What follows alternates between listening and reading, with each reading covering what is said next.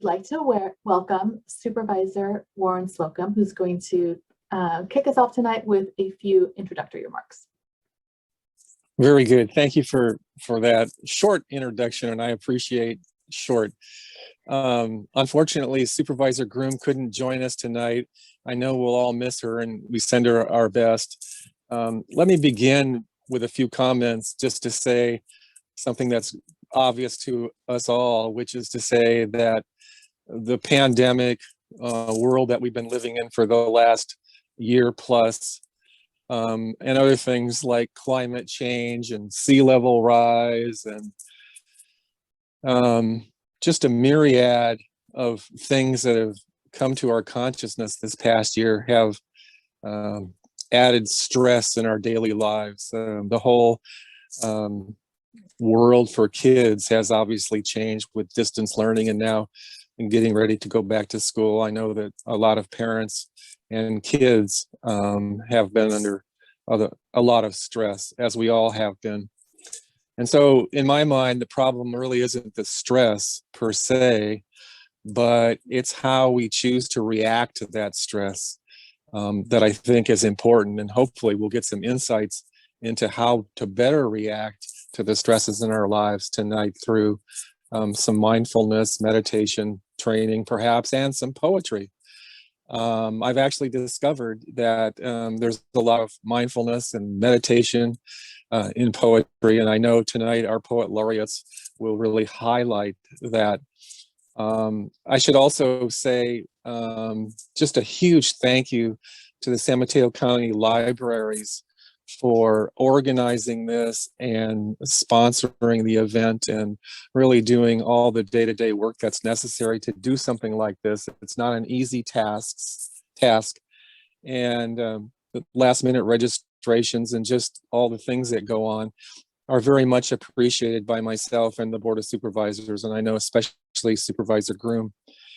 And the library system under the leadership of Anne-Marie Despain really, I think, has distinguished itself by being the first public library, the very first public library, as I understand it, to partner with a company called Calm. You might have seen their advertisements on television, but they basically have an app that teaches meditation on a daily basis. And I discovered it through the TV ads and went and downloaded it free from the public library.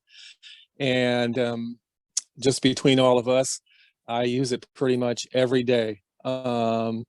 And I wish I could say to you that it's transformed me and made me enlightened and so forth and so on. I can't admit to that, but I think it has. I think I've noticed a difference in how I'm thinking about those stresses that we all have in our daily lives. So appreciate the library's leadership team for bringing that about.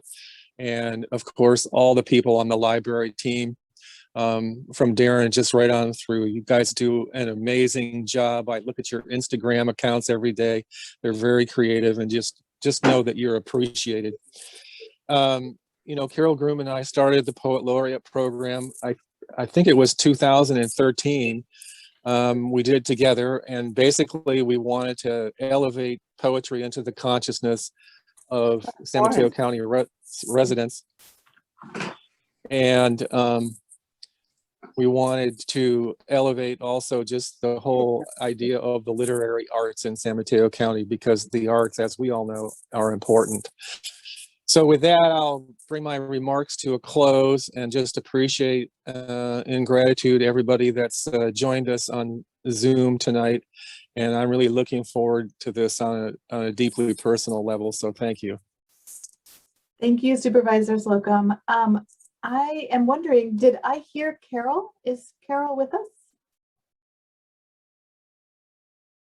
I thought maybe. Yeah, I am here.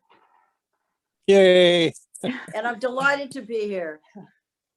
Did you have any remarks that you would like to share? I don't want to, it's hard to duplicate what Warren said, but we so appreciate we so appreciate the library services that this county has. We appreciate the effort that we're all making for the arts. And I think tonight is just going to be sensational, and I'm delighted to be with you all. Thank you, Supervisor Groom. That means a lot. And I'm so glad you were able to join us at the last moment. Okay, so with those remarks, I am going to introduce our first presenter, who is Eileen Casaneto, our current San Mateo County Poet Laureate. Try to mute yourself. Eileen is widely anthologized. She is also the author of the poetry collections Traje de Boda and The Pink House of Purple Yam Preserves and Other Poems, as well as 3 chapbooks through Moira Books' acclaimed Locofo series. Her work has appeared or is forthcoming in poetry, Asahi Shinbun, the Bunyan Review, Marsh Hawk Press Review, Moss Trill, San Francisco Chronicle, Vox Populi, and Clarion Alley Mural Project's Camp Wall and Response, among others. And actually there's a lot more that is, you know, we would be here all night. Eileen is the curator of the 2020 Peninsula Book Fest in collaboration with local libraries. And with that, I would welcome Eileen. Thank you, Nicole. Good evening, everyone. Thank you for joining us. Thank you, Supervisor Groom and Supervisor Slocum, for your advocacy and support of poetry and poetry's role in mental health, healing, and well-being. Thank you, San Mateo County Libraries, for organizing this event, and SMC Poets Laureate Emerita Carolyn Goodwin and Lisa Rosenberg for sharing your expertise with us today. Mindfulness for me is not just being fully present, but cultivating and accepting an awareness of yourself and others through acts of kindness. My belief stems from the indigenous Filipino core value, which we call kapwa. Kapwa is something that we learn culturally. It's embedded in our practices and traditions and is often unconsciously passed down by our elders. It means togetherness, that you are not separate from others, that you go through life as part of a community. With this ideology, we learn to develop an open-hearted awareness of others, which leads to acts of compassion and healing and strengthens our connection with the community. As a poet, my craft and daily practice are governed by pakikipagkapwa, or finding shared identities, whether it's with the natural world or with others around me. Finding this connection, being fully present for someone or something, can give us immense peace and joy. There are many ways to practice mindfulness. Being creative is one. Being able to focus on one task at a time is another. My ability to sustain the latter came in part from years of observing fixed times of prayer and reflection, which I was taught as a student in convent school up to the time I was 16 in the Philippines. And I think what this practice did for me was build discipline and improve concentration. Writing or reading poetry is another way I practice mindfulness, because it's a cognitive process that pairs well with my worldview of kapwa. It allows me to cultivate an awareness of what is around me and within me. I'd like to share with you an excerpt from the foreword that I wrote for the Maguire Facility Poetry Anthology last year. Poetry, great connector that it is, knows no walls or bars or fetters or strangers. By its very nature, it makes things so that by the time a poem is crafted or read or heard, something has shifted, whether perspective, intention, person, or the earth's rotation. It is an act that is especially significant for the poet and his or her or their reader. I'll be sharing 3 poems. You don't have to analyze them, just try to connect with the words and images as you encounter them and observe the thoughts that enter your mind. The first is a poem by Virginia Poet Laureate Louisa, Gloria. I chose this poem because for me, it perfectly illustrates a sensitivity toward another. It's a great example of how writing poetry can be an act of compassion, as it forces us to make connections by shifting the focus from ourselves to what is around us. Ode to the Heart, Smaller Than a Pencil Eraser by Louisa Gloria. I don't know whose translucent wings those are, twitching, disappearing into a knothole in the ceiling. But in the throes of great uncertainty, I am asked to consider the miniature. A heart the size of a pencil eraser, beating 10 times a second, hammering faster than we could hear. A heart that fuels flights more than 500 miles without stopping to rest. Hot heart that kisses at least 1,000 flowers a day. But cold slides into a torpor from which it might no longer rouse.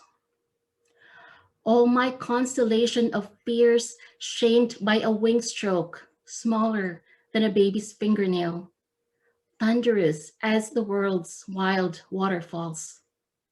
Heart like a race car engined by color, buffered by wind, stripped for nothing but flight.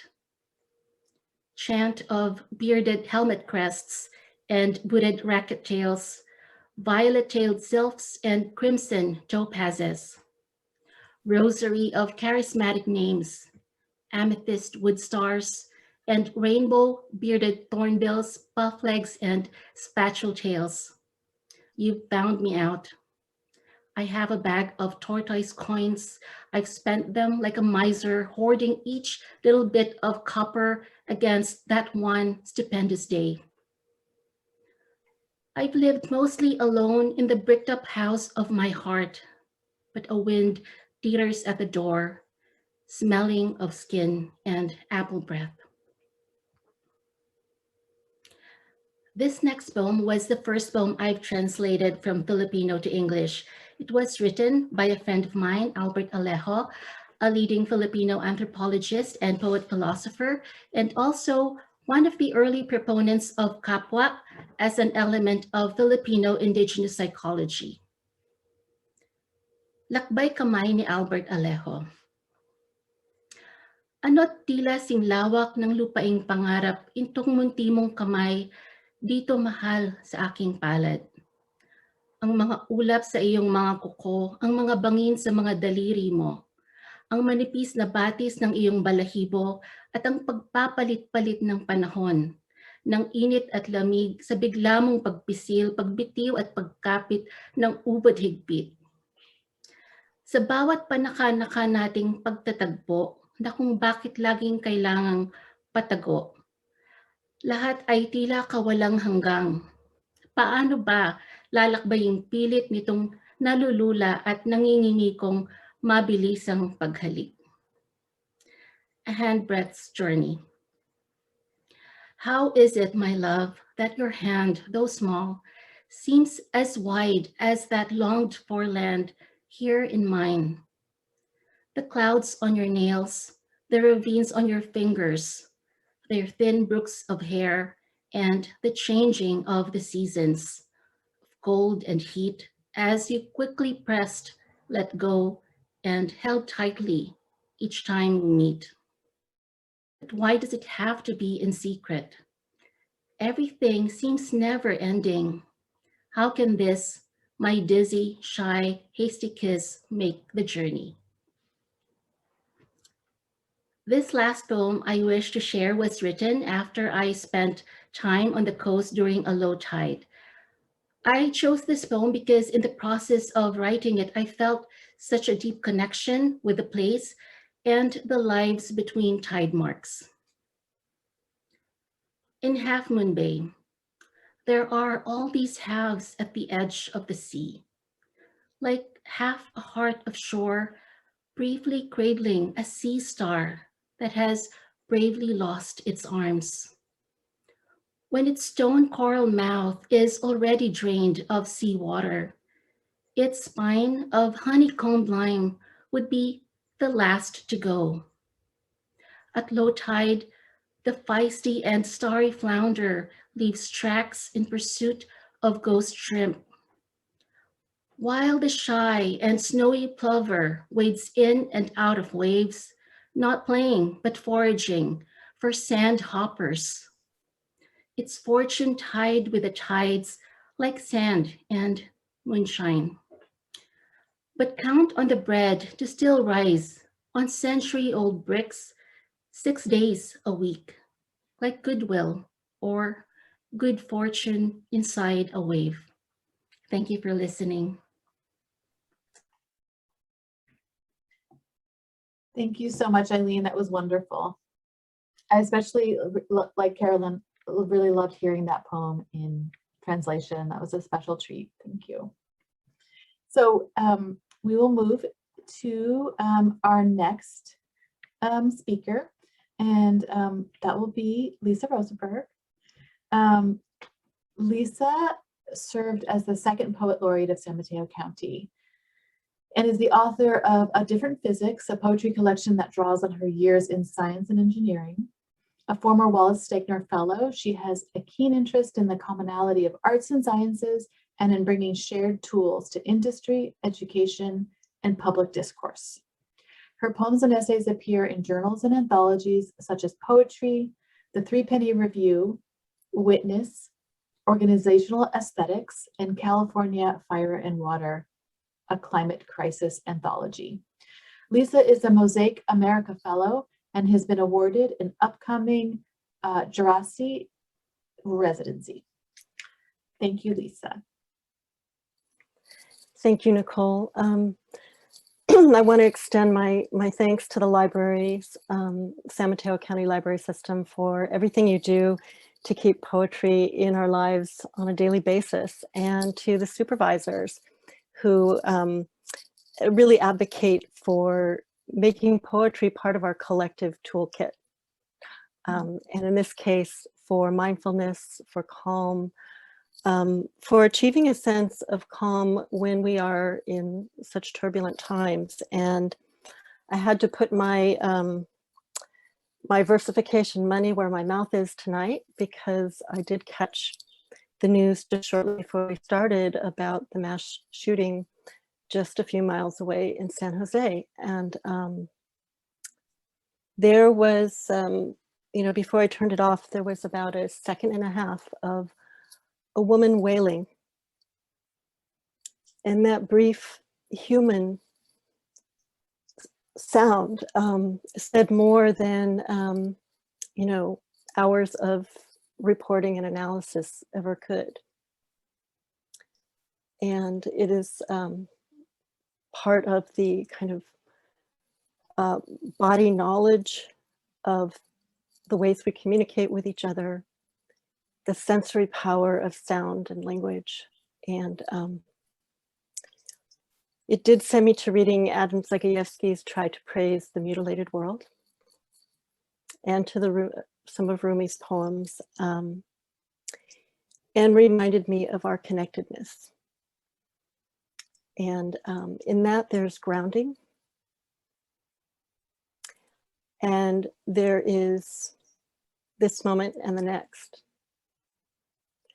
And poetry is one of the ways we bring ourselves in this moment and into the next moment. So I will be, I'll be reading a couple, we could say 2.5 poems tonight. 2 poems and then one very, very short piece. And I really want to focus on poetry not so much as a means of expression or an expressive outlet, but poetry as a process. And events like this, where we are looking at, quite literally, at tools, tools for mindfulness, tools for calm. Poetry is, you know, this moment invites us to look at poems a little differently and to think about or rethink our assumptions about what a poem is and what a poem does. My own bias is to think of poems as making and being made of connections. In that sense, they're a portal, allowing us to connect with other minds, other worlds, other areas of possibility that we might not have thought of before the experience of being in a particular poem, and to connect with ourselves and aspects of ourselves that we may not have been aware of or haven't thought about or connected with in a very long time. And those types of connections are open to us as writers and as readers. And they're open to us every time we encounter a poem, just as a song is open to us.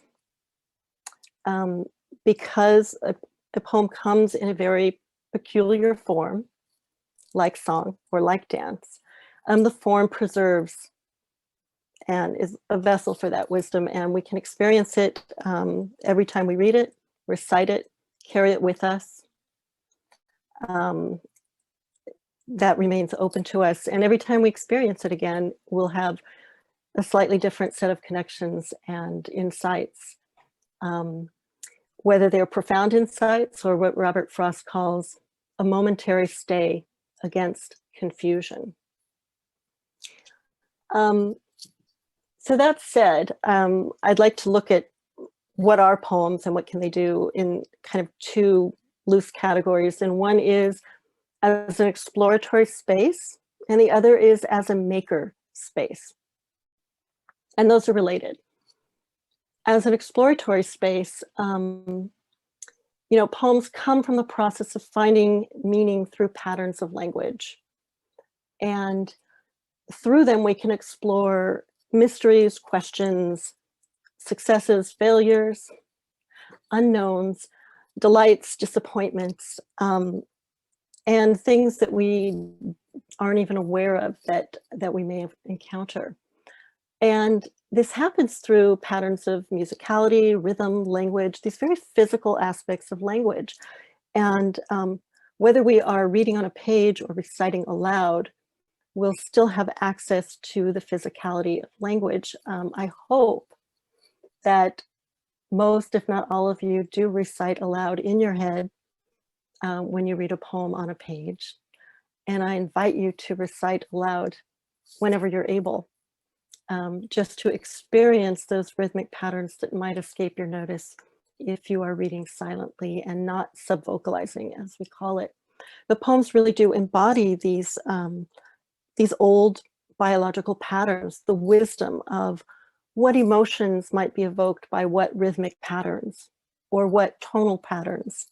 We instinctively know, and of course some of these are culturally specific though, the difference between a dirge and a lighthearted dance tune. Patterns that say sad or patterns that say joy. So all of these come into play in the process of composing a poem and the process of experiencing a poem. But what happens in an exploratory space, and I'm so glad that Eileen mentioned before she read the poems, don't analyze these or don't try to analyze these. Experience them, see what you notice. And when we notice, when we move into an observing mode, as many of you probably know, being an observer puts you at one level removed from an immediate, perhaps threatening situation.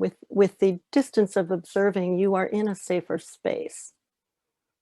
And there's that little bit of safety that comes with the control of observing, noticing. You are, in a sense, the author of that space of observation, and it slows you down. You might even start noticing what you're noticing. In that sense, you're observing, you're listening, and it really can interrupt that narrative we have that's built of anxiety and swirling thoughts that have so many things around us to keep them in momentum. And it also can put us in a slightly more neutral or less judgmental observing space. One of the short poems I'll share tonight happened when I was just outside looking at a bird feeder. It was one of those homemade, child-made globs of, like peanut butter and sunflower seeds and so forth, hanging up. And I was watching the birds kind of madly go about this. And because of some other images that were in my history of animals and thoughts, mostly from, say, George Peele, where the bees flying around in an empty helmet were like thoughts flying around in a head. And I looked at these birds, and they were just going about their business. The visual analogy came right there. That's like me and my crazy bombardment with too much thinking. And I saw it in front of me, and I could watch it and just let it happen. I didn't have to analyze it, hyperanalyze it, judge it. And as I watched it, some rhythmic language came to me and helped me figure out what else I might be learning there. The poem is called Offering.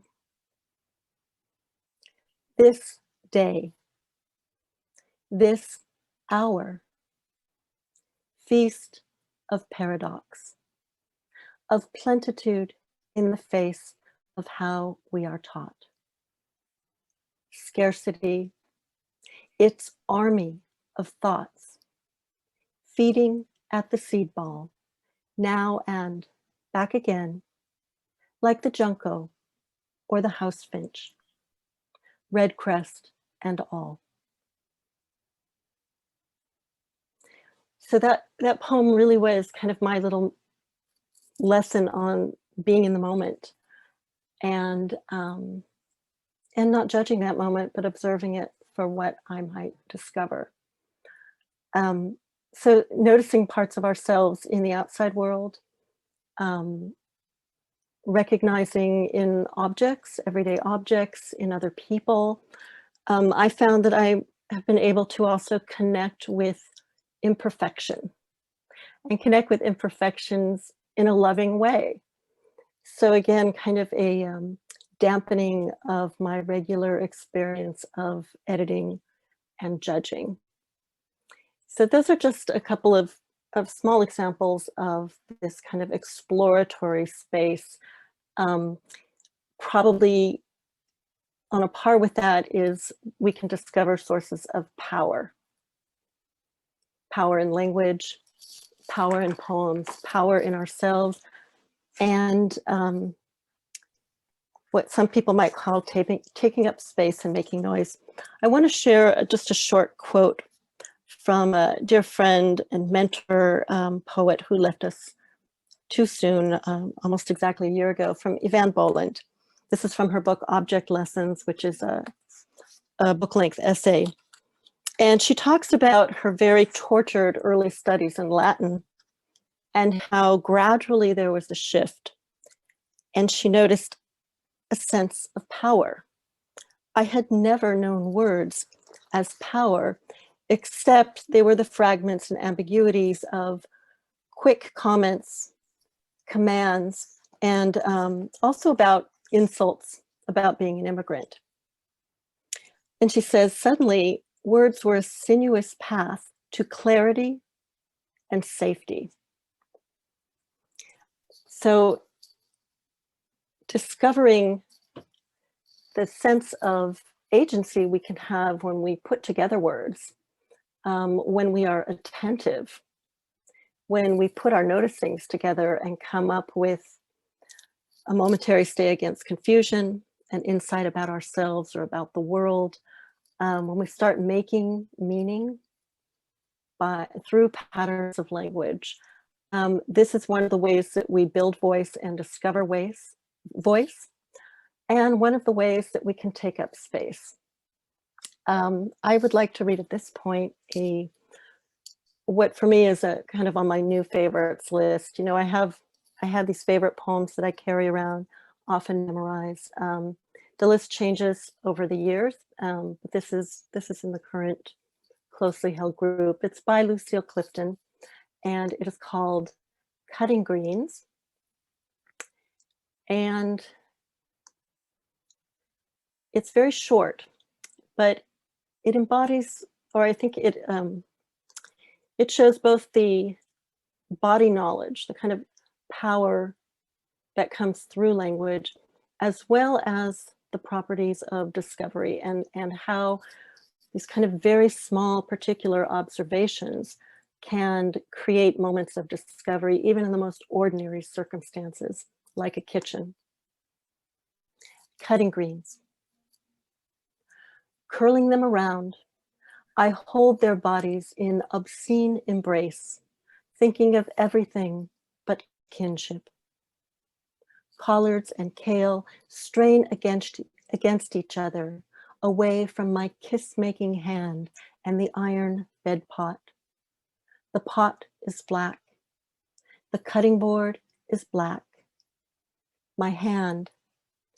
And just for a minute, the greens roll black under the knife, and the kitchen twists dark on its spine, and I taste in my natural appetite the bond of live things everywhere. That poem for me has the power of a twist that holds the spiral of the galaxy, or the spirals that are part of our own selves, our own bodies. And I think there's really a pre-verbal knowledge we have that poem taps into.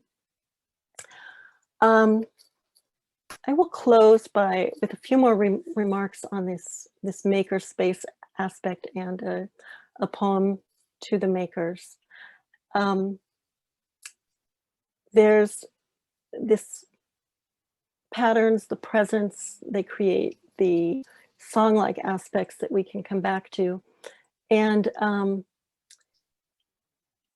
I think looking at the roots of poetry being in language is probably, being in song is probably one of the touchstones we can use to bring us back to a less intellectualized, less abstract or analysis-oriented mindset about poetry, and really look at its possibilities for being attentive, being aware, and the sense of agency that can come from what we author by doing that. As readers, we are authors. We are authoring our own experience. That kind of skein of connections that we make when we experience a poem becomes part of our experience. And we would hope new possibilities and perhaps even more loving and more expansive possibilities. So I'll close with this poem to the makers, which is something I wrote because of poems like Lucille Clifton's. And there was another poem by Ted Kuzer called After Years that had the same experience for me, the one that Emily Dickinson says, as if the top of your head were taken off. And I wanted very much to let these poets know that their work had that effect for me and had that property of shifting what I thought was possible through poetry and just through being awake and attentive in the world. To the makers, I want to tell them, all of them, the living and the dead, not about gratitude. I want them to know, to tell them that it happens years or ages after their labors. It happens with their work in my hand on a bowed page, at or near the end of a phrase. A fissure opens onto the deep lake of their making. Its slate skin and forested rim, tools strewn on the silty bottom. Wavering shapes, soft with life, along grooves and shanks. Through this water, through murk and sunshaft and clear shoals, the pressure building or falling off, they dove and rose time and again, hauling, gleaning, and leaving the lake to make a portal from words. Thank you all. Thank you, Lisa. That was wonderful. And so much to think about or not think about, maybe. But I love the idea that that writing poetry, creating poetry is a sort of an exercise of our agency and a mindfulness practice. Again, thank you so much. That was wonderful. I will introduce our final speaker of the evening. So we have Carolyn Goodwin, who served as the first Poet Laureate of San Mateo County from 2014 to 2016. Her recent essay, The Money Place, about her trip to Yellowknife, Northwest Territories, Canada, after the death of her husband in 2016, won the nonfiction prize at Under the Gum Tree in 2019 and was performed as a podcast at Stories on Stage Davis. Her third poetry collection, Old Snow, White Sun, is forthcoming from Jack Blake Press in Chicago. Welcome, Carolyn. Thank you, Nicole. Thank you, everyone. I'm so pleased to be here. I see some of my students here. Thank you for coming. And if you hear a strange rumbling and squeaking sound in the background, it's my pug, Jimi Hendrix, who's nearby and snoring. It's not my belly, it's not my tummy. But thank you so much to Lisa and Eileen for sharing the stage tonight, and to Nicole and the libraries for setting this up. It's just such a wonderful idea and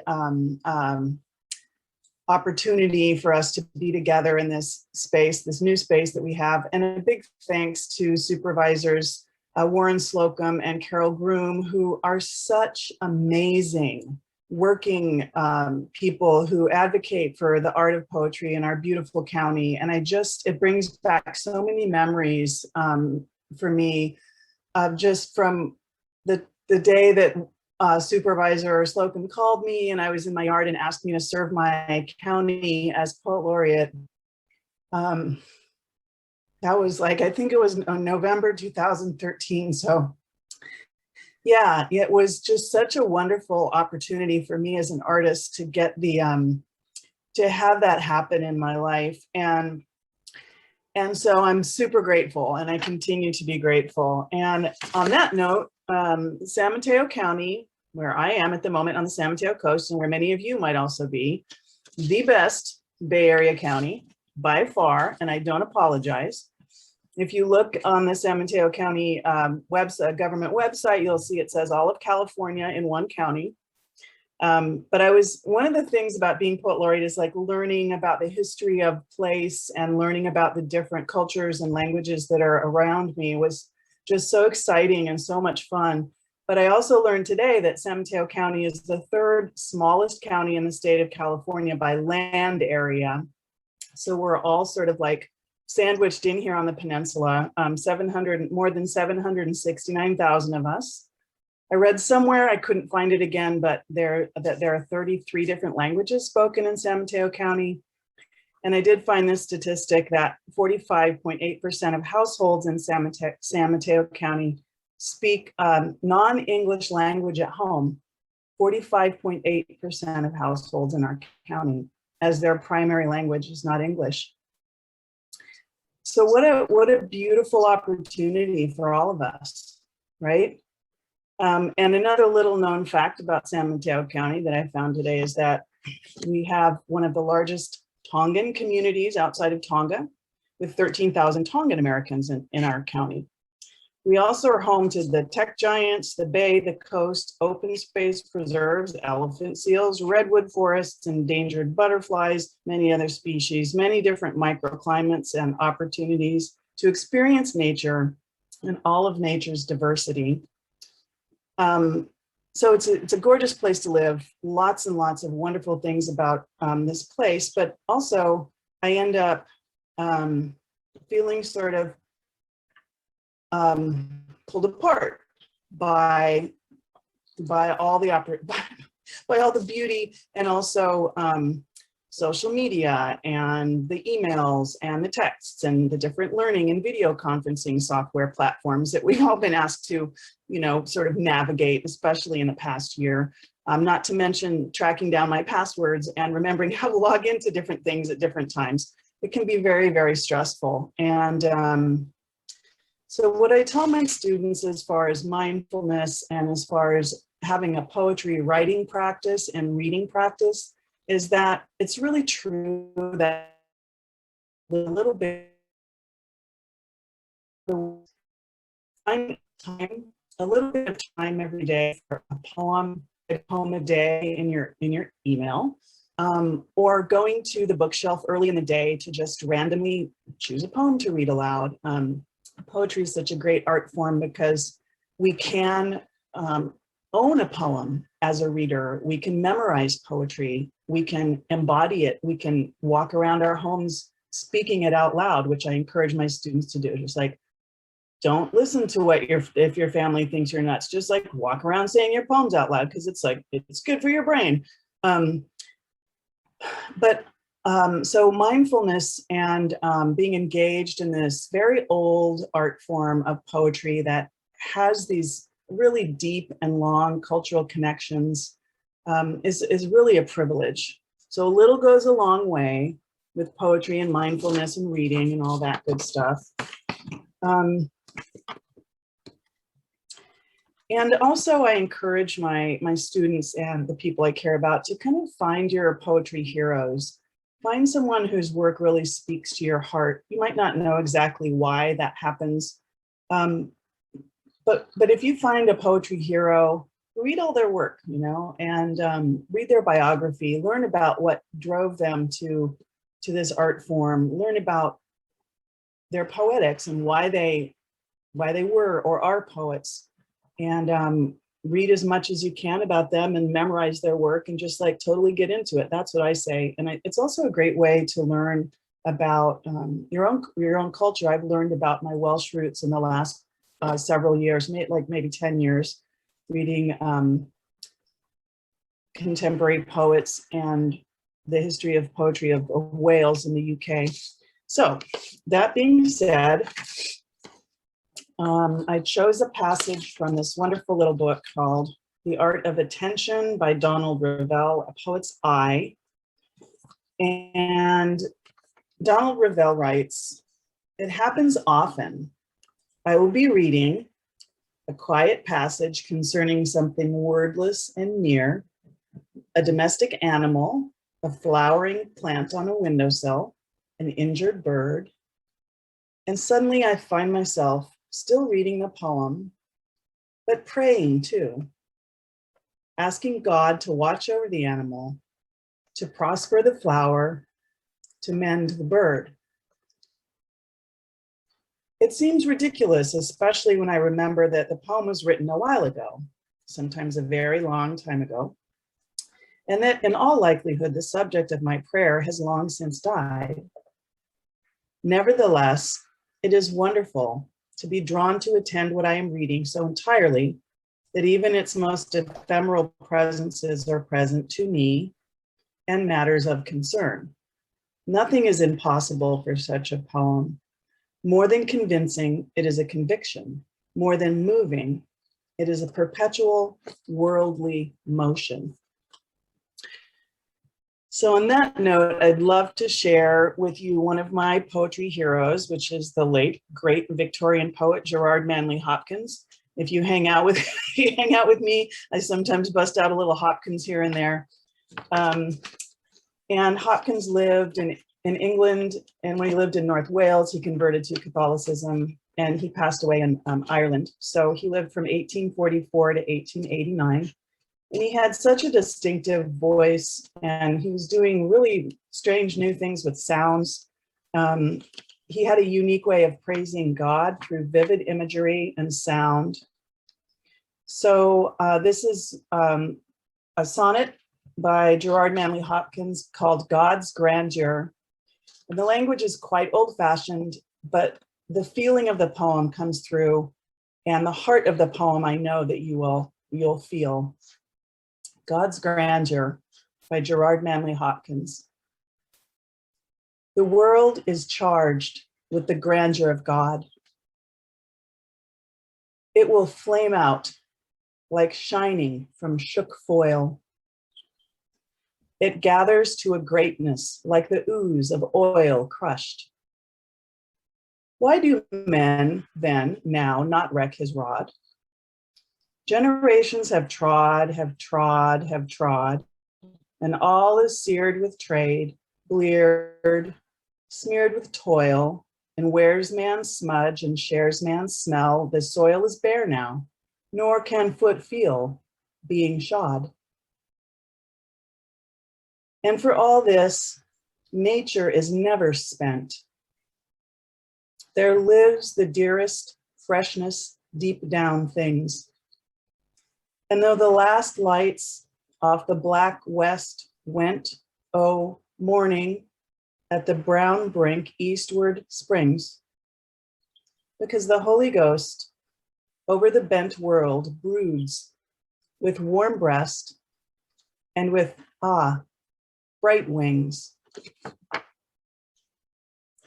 So that is my guy, Mr. Hopkins. Not Anthony Hopkins, although you might be able to find a YouTube of Anthony Hopkins reading Gerard Manley Hopkins. You can certainly find Anthony Hopkins reading Dylan Thomas, Fern Hill, which is another recommendation I have for poetry and mindfulness.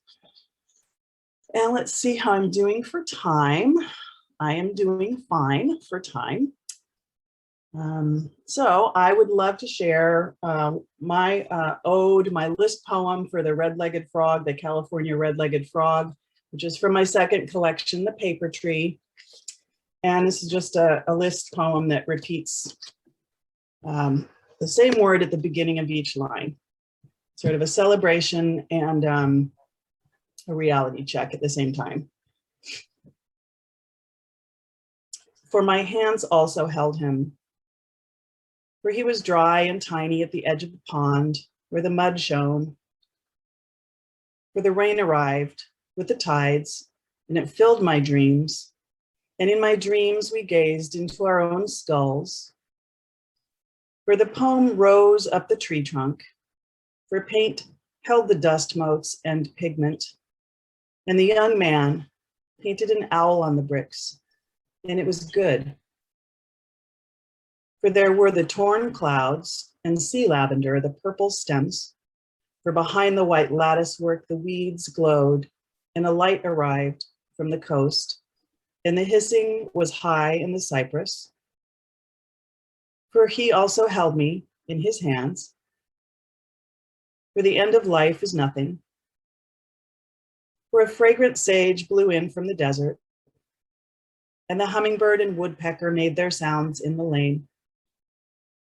For the man on the corner in the twilight, for the bluish smoke, for he called to my beloved on the other side, and I nearly sensed her. For the turtle in the ocean filled with eggs, for the burrs and the weeds, for the shape of feathers and the ways in which they feel against the skin, for their fine hooks and barbs, for he dies every day, of starvation and of thirst and of abandonment, for the ways in which we take leave are manifold and growing, for the sound of his voice is like nothing and was like everything, for the soil held it all rotting, for the flame and the bowl of fresh water, for the music of the pearly throat and the pond that finally called us all by name. Thank you so much for your attention, and thanks for a wonderful, wonderful evening, everyone. Thank you, Caroline. That was wonderful. I would like to thank everybody for coming tonight. You've probably heard us mention the Calm app several times. I think I would like to close by just showing you how you can access the Calm app for to sort of begin a mindfulness practice. I mean, there are of course many ways to do that, and this is just one.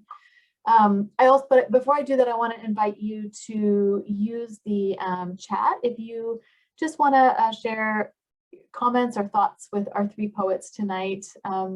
Really, it has been so wonderful, and I just can't thank them enough for being here with us this evening.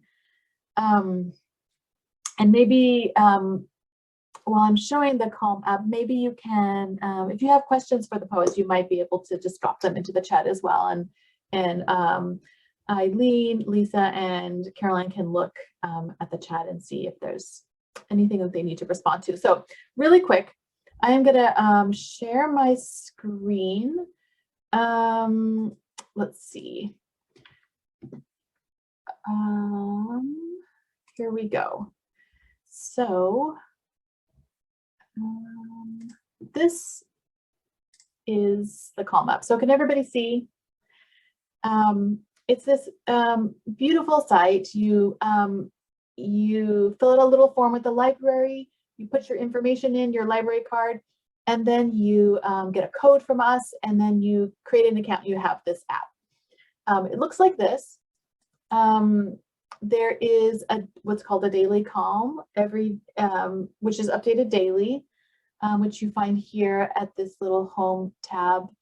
But other features of the app, there are sleep stories.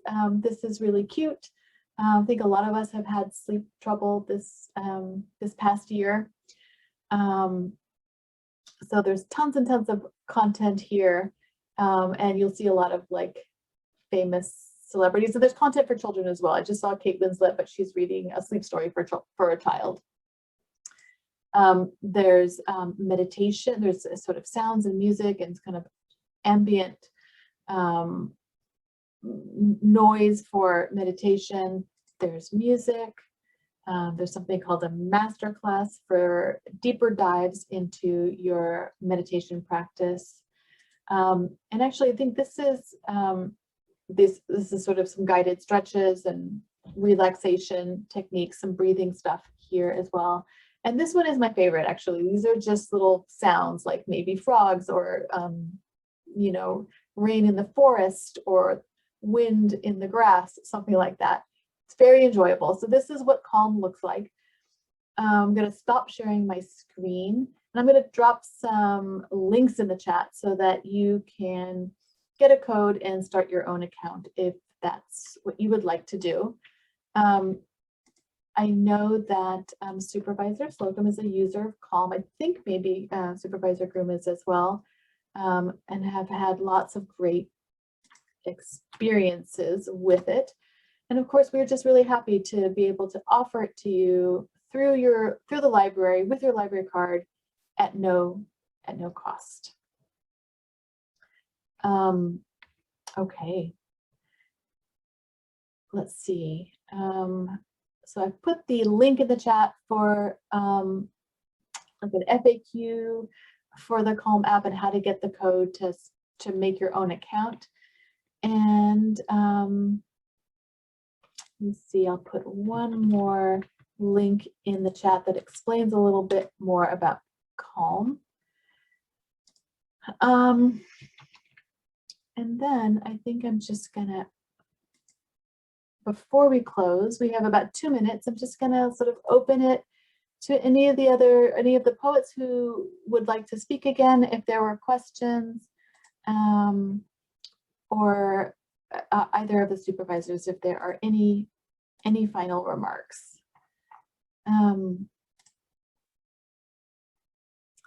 And then if there aren't any, Okay. oh, yes, who is that? I think it's Carol trying to say something. Go for it. What an incredible evening.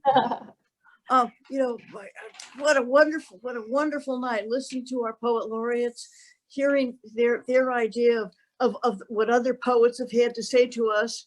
I just was an incredible evening, and I want to thank everybody that was here tonight. And I hope everybody who listened in enjoyed themselves as much as I did. Thank you, Carol. I think they did. I'm gonna say that's my takeaway.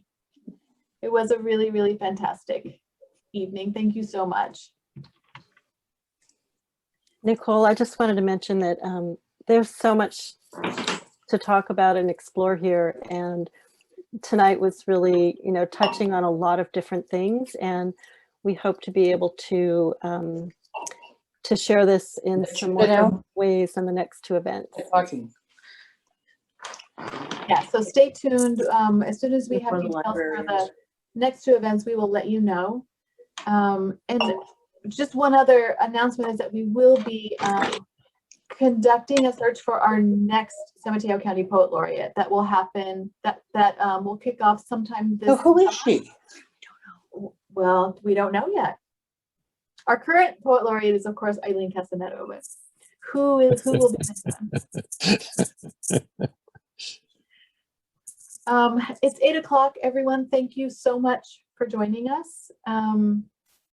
Unless there are any final comments from our... I think Supervisor Slocum wanted to say something. Please, Supervisor Slocum. Yes, thank you so much for unmuting me. Oh, sorry. Were you... I was here. I want to say something. Sorry. But thank you. I'm over here on the south of Pescadero. You can see the trees out the window on the coast, and it's a marvelous place that we live in, as one of the poet laureates mentioned. And there are times of the year when I come here and you can hear the seals, and it's just a marvelous spot in nature. And it made me really appreciate tonight, I think, even more than had I been Zooming from my home in Redwood City. So just very grateful to Supervisor Groom and all the poet laureates and all the folks that joined us. I was inspired tonight, and it renewed my interest in the practice. So thank you all. Thank you.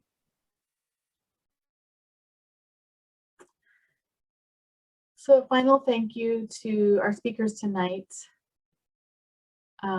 We will be in touch with details about our next event in this mini series. And with that, wish everyone here a good night. Bye-bye.